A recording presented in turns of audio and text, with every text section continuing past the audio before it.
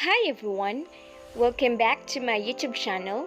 My name is Genevieve L. Galagar, your rapporteur for today's discussion in Aspects of Language, MEL 208 subject. For today's discussion, we will learn about language universals and its importance, semantic universals, and the use of the set of universal principles in pronoun systems. These are the objectives for today's discussion.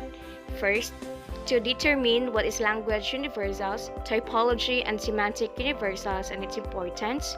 Second, to explain the universal rules or principles that govern at all levels of language structure.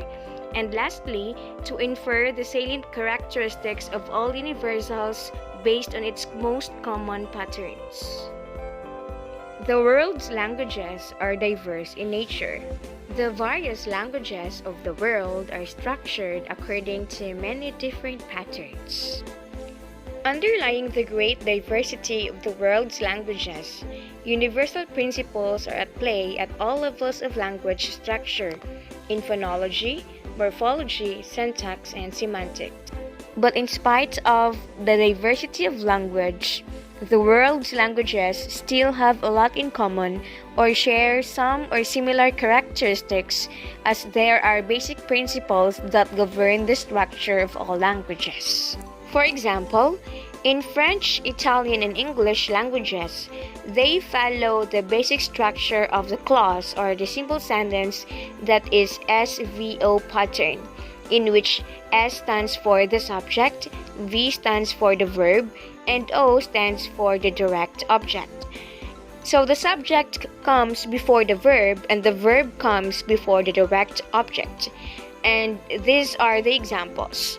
In French, we have the sentence, Husband fait a manager la place. That is, in English translation, Husband redesigned the square. So husband becomes the subject, redesigned becomes the verb, and the square becomes the object. So husband redesigned what? So it answers the question what, that is the square. In Italian sentence, we have Kepler modificò la teoria di Copernico, in which in English translation it becomes Kepler modified Copernicus's theory. So Kepler now is the subject, modified is the verb, and Kepler modified what? The Copernicus's theory, which is the direct object. On the other hand, in Japanese and Persian languages, both the subject and the direct object occur before the verb, in which they follow the SOV pattern. S stands for the subject, O stands for the object, and V stands for the verb. For example, in the Japanese sentence, Shonohibiga inoo korisita. That means that snake the dog killed. Snake is the subject, the dog is the object, and killed is the verb. So if we try to transform the sentence into SVO pattern, it becomes that snake killed the dog. Another example is in Persian sentence, we have Ali Kitabara Mibared. So in English, that is Ali the books is carrying. So Ali is the subject, the books is the object, and the verb is carrying. So in English or in SVO pattern, that is Ali is carrying the books. So as you can see, even if they follow different patterns of sentences, the first is SVO and the second one is SOV pattern structure, but the idea or the concept or the meaning is just the same. So that's the essence of language universals. Now, what do you mean by language universals? Language universals are statements of what is possible and impossible in languages. It also aims to formulate universal rules or principles by themselves. And it also follows distributional patterns and tendencies, like in most languages, they follow SVO, SOV, or VSO type sentence pattern. Now, why do we need to uncover universals? The study of language universals underscores the unity underlying the enormous variety of languages found in the world. Language universals are also important to our understanding of the brain and of the principles that govern interpersonal communication in all cultures. As we all know that interpersonal communication is the way we communicate with others, and so we developed not a single language that is spoken and understood by everybody, but more than 6,000 different languages in which each of the language is complex and sophisticated. Let's proceed to language types. A prerequisite to the study of universals is a thorough understanding of the variety found among the world's languages. Typology means the study of types or the classification of objects into types. Language typology focuses on classifying languages according to their structural characteristics. For example, English, French, and Japanese languages have both voiced and voiceless stops in their phonemic inventories, while in Mandarin Chinese, Korean, and Tahitian languages have only voiceless stops. Furthermore, language types are independent of language families in principle, but members of the same family often do share certain typological characteristics as a result of their common heritage. For example, English, Japanese, and Tahitian languages are not related languages, yet they fall into the same language type with respect to the presence or absence of nasal vowels. On the other hand, French and English are related but fall into different types. Semantic universals is governed with the composition of the vocabulary of all languages, is knowing how greatly the vocabularies of two languages can differ from each other.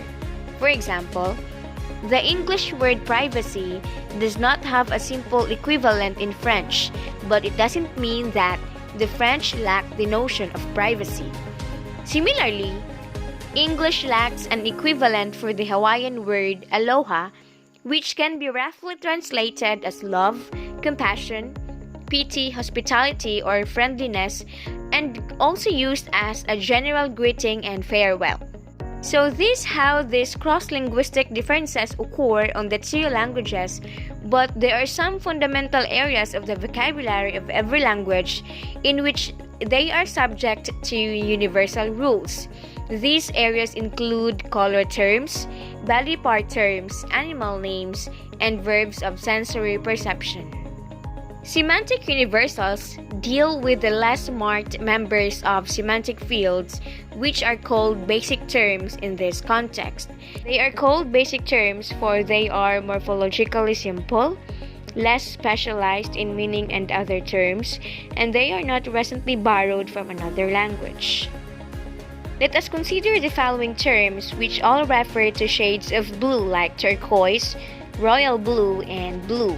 Which of the following is considered to be a more basic color term than the others? The term turquoise derives from the name of a precious stone of the same color, while royal blue refers to a shade of blue.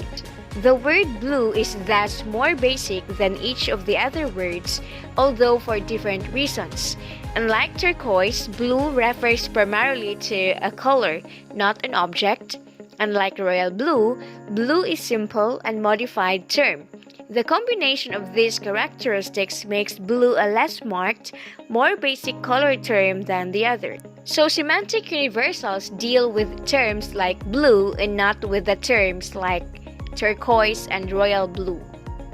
The variations in pronoun systems are governed by a set of universal rules. To discover these universals, we need to establish a typology of pronoun systems. These principles are as follows. First, systems with singular and plural forms like in English and Spanish languages. Second, systems lacking inclusive or exclusive distinction in first-person plural. Third, systems with singular, dual, and plural forms. Fourth, systems with singular, dual, trial, and plural forms. And lastly, systems with inclusive or exclusive distinction in first-person plural. Let us first dig deeper on the first two types of pronoun systems in the world's languages. The first chart presents systems with singular and plural forms, and the latter one presents systems lacking inclusive or exclusive distinction in first person plural. On the first chart, columns represent number. The first column is singular and the second column is plural.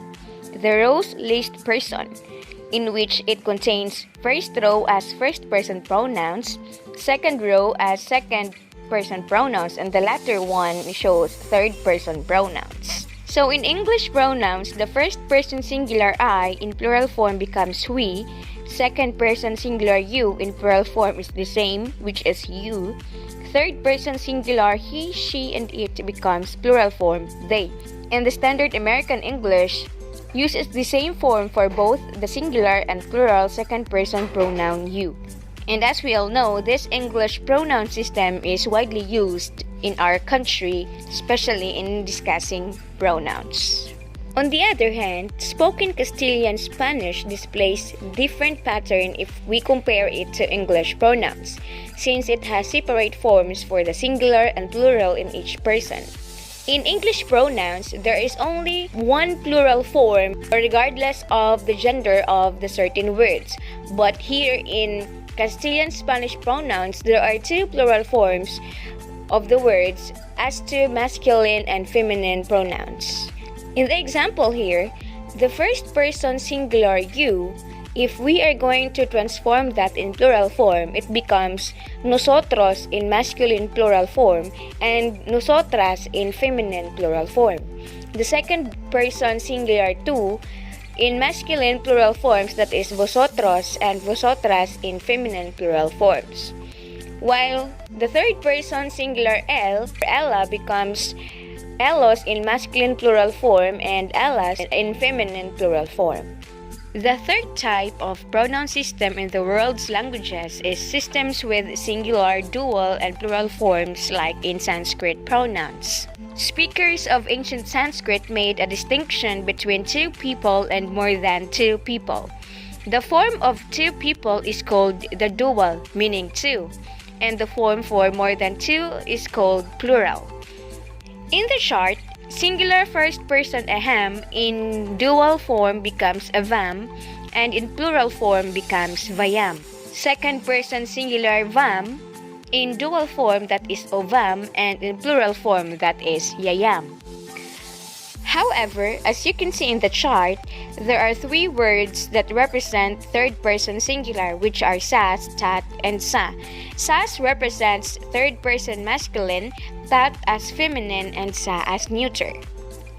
So the dual form of masculine sas is tau, its plural form is te, while the singular form tat, its dual form is te, and the plural form is tani. On the other hand, singular sa in dual form is te and in plural form is tas. So there is what we call distinction in terms of gender on the third person singular pronouns sas, tat, and sa.